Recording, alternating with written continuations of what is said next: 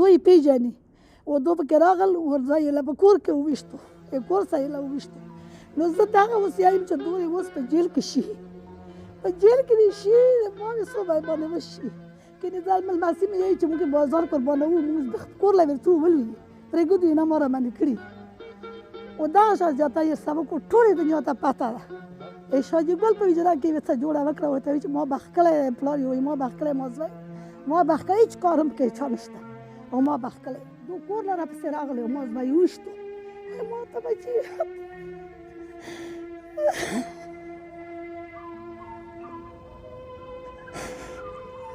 ما ته یې درې ښځې نورې ورته ناستې وې پرتې و څلور پنځه بچي اته بچي ورته نور ناست وو پرتې و ټولو خلکو بېلتون الله ته وویلو ورته چې ډېر زیاته یې وکړلو کور له یې له راوستل سړي دوې دغه راغلي وې سکوټر راغلی یو موټر راغلی و سپین دوی پېژني سبا شو ډېر زیات و دغه هماغه چې وشي غاور چې وشي واړه واړه بچي ته پاتې شول و غلطۍ نه هغه سړی ته لګېدلی و ټولو خلکو ویل ټولو جماعت خیلو ټولو خلکو وویل چې د غلطۍ کار دی هغه نه لګېدلی دی معروف نه معروف دی ما زوی و نو بیا چې ولګېدلو نو بیا یې پلار ووایي چې ما بخ کړی دی و ټولو خلکو ټولو جماعت خیلو ووایي چې دا غلطۍ کار دی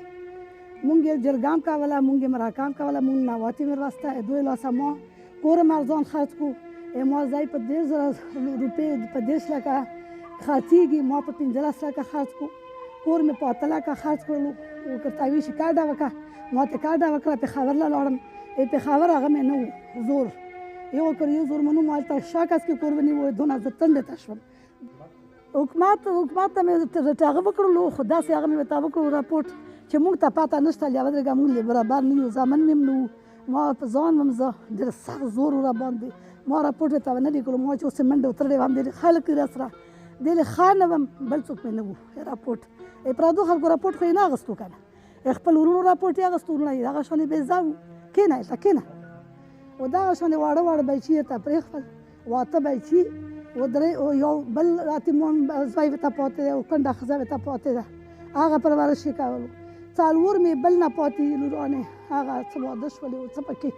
ناسته وه نو ډېر راتمانې ته راټول ما سره ډېر ظلم وکړو د ظلم زه اوس بدله غواړم که تاسو یې نه شو کولی زه یې په خپله اخلم په ښځو یې زه اخلم زه یې په ښځو اخلم زه یې په بازار کې ولم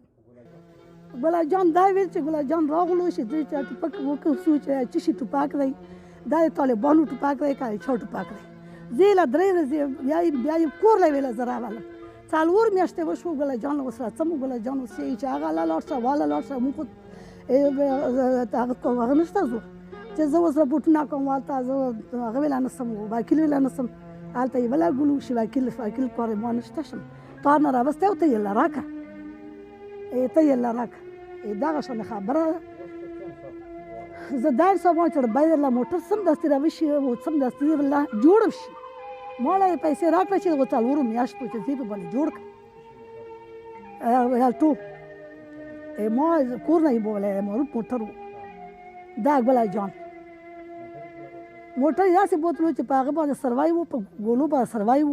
ویې چې زه یې لیبارټري کوم چې په کومو ګولو سروای دی طالبانو په ګولو سروای دی که په نورو سروای دی و دوی ډاکټر هغه راغلي وي دوی سکوټرې راغلي وي او یو سپین موټر راغلی وي دوی پیژني دو راولو دوی یې وپېژني چې هغه راولو